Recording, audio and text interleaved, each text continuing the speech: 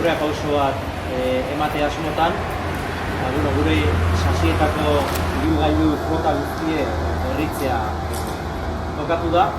Berritze horrek, hemen ikusten dituzun kamioiak berritzea ekarri do, 14 bat kamioi die, kamioi eta ibilgailu ganea, atzeko kargako horiek, karga, alboko karga daukebena, inbertsioa 1.600.000 eurokoa da, esan ia zarrak 14 urtez lan egin duela, guztia gutxi asko kalkulatuta 33.000 orduko lana egin duela, beraz, pauso berri bada.